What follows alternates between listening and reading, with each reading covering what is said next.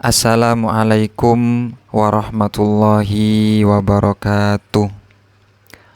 Alhamdulillah, wassalatu wassalamu ala rasulillah, Sayyidina wa maulana Muhammad ibn Abdillah, wa ala alihi wa sahbihi wa man tabi'ahu wa mawalah, amma ba'd. Pertama-tama mari kita panjatkan puja dan puji tasyakur kita atas kehadirat Allah Subhanahu wa Ta'ala yang telah memberikan kita nikmat sehat baik lahir dan juga batin, dan juga semoga Allah senantiasa memberikan kita rizki yang barokah, rizki yang halal, dan juga rizki yang berlimpah.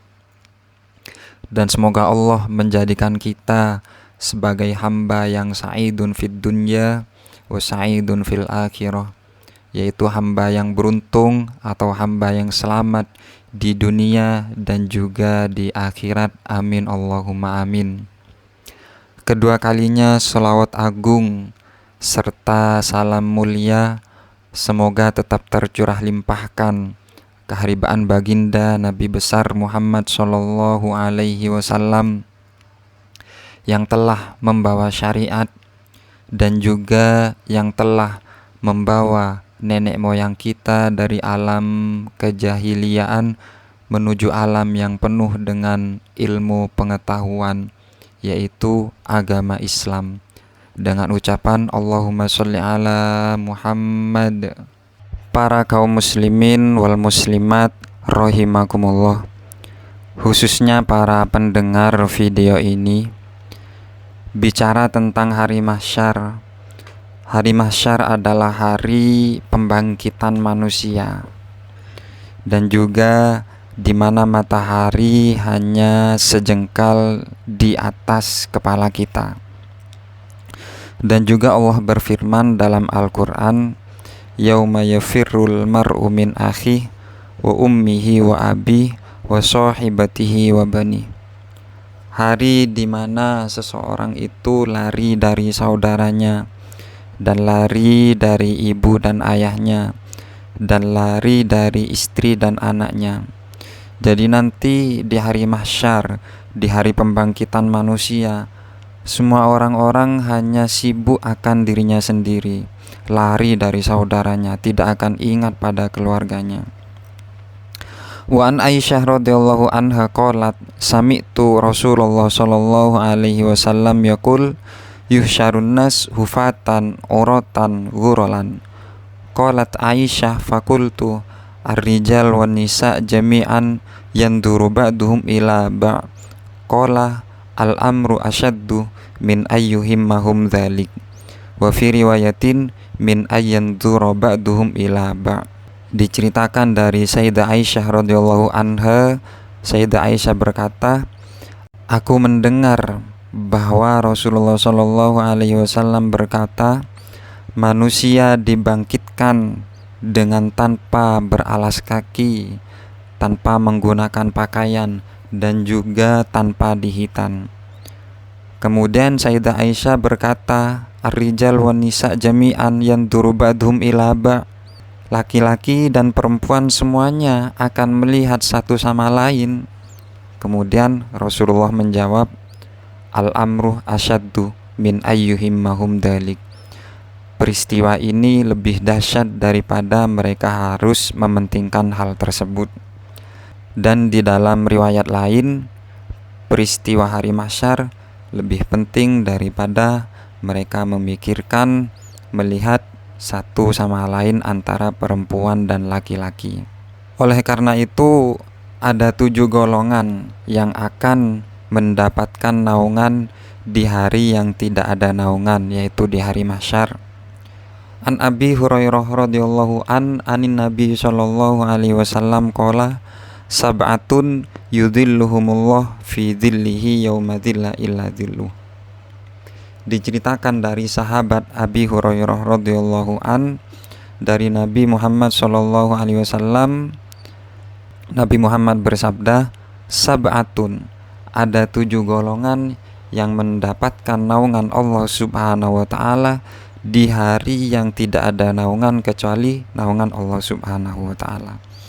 Yang pertama adalah imamun adilun, yaitu pemimpin yang adil. Kenapa begitu besar pahala bagi pemimpin yang adil?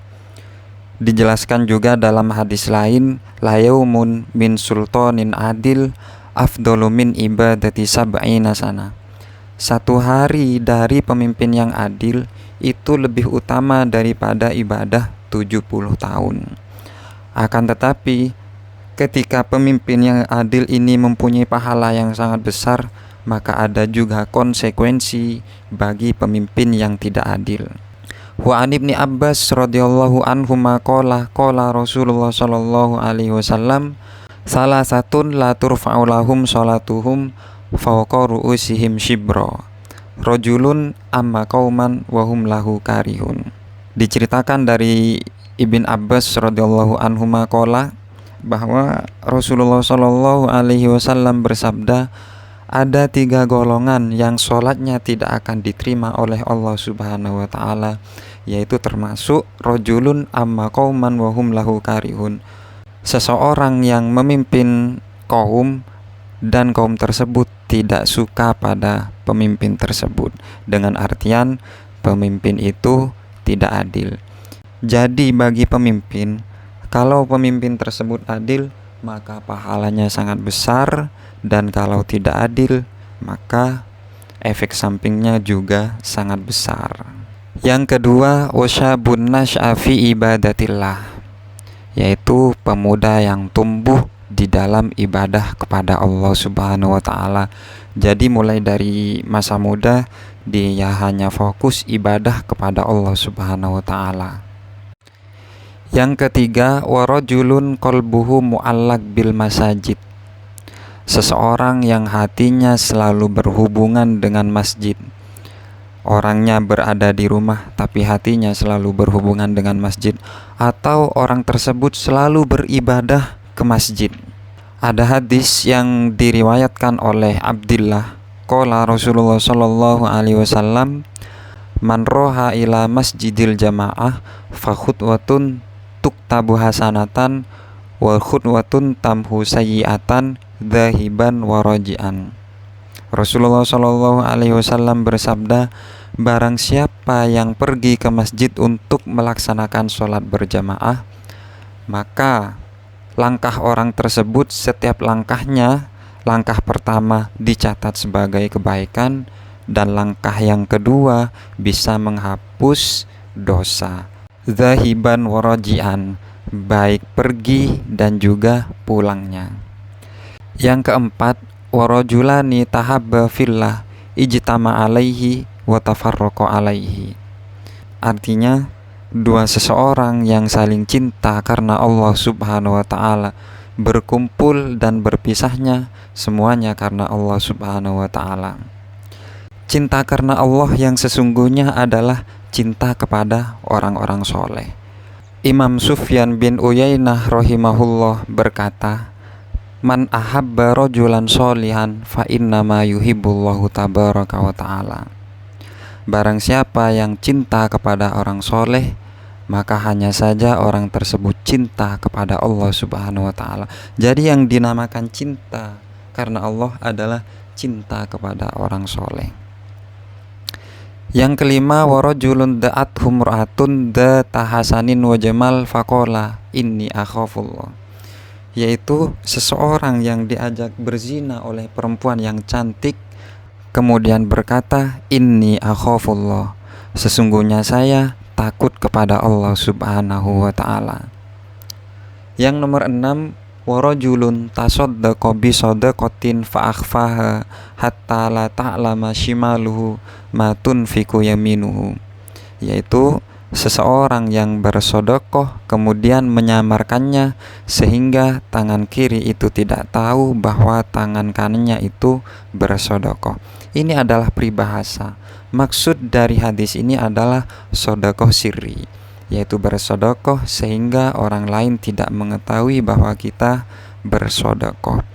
Yang terakhir, Wa rajulun dzakarallaha khalian fafadat ainahu, yaitu seseorang yang berzikir kepada Allah Subhanahu wa taala khalian, sendirian, fafadat aina, kemudian meneteslah air matanya. Muttafaqun alaih. Kesimpulannya, ada 7 golongan yang akan mendapatkan naungan Allah Subhanahu wa taala di hari yang tidak ada naungan kecuali naungan Allah Subhanahu wa taala. Pertama adalah pemimpin yang adil. Kedua, pemuda yang tumbuh di dalam ibadah kepada Allah Subhanahu wa taala. Dan yang ketiga, seseorang yang hatinya selalu berhubungan dengan masjid. Yang keempat, 2 seseorang yang saling cinta karena Allah. Yang kelima, seseorang yang diajak berzina, kemudian orang tersebut berkata, inni akhafullah, saya takut kepada Allah, dengan artian tidak mau diajak berzina. Yang keenam adalah orang yang bersodakoh sirri, sodakoh yang tidak diumumkan kepada orang lain.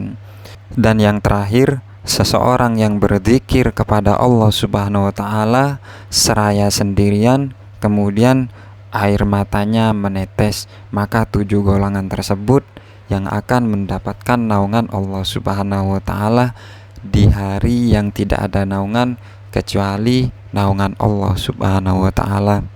Semoga kita semua bisa termasuk pada salah satu dari 7 golongan tersebut, dengan harapan agar kita bisa mendapatkan naungan Allah Subhanahu wa taala. Amin, Allahumma amin. Kiranya hanya ini yang bisa kami sampaikan.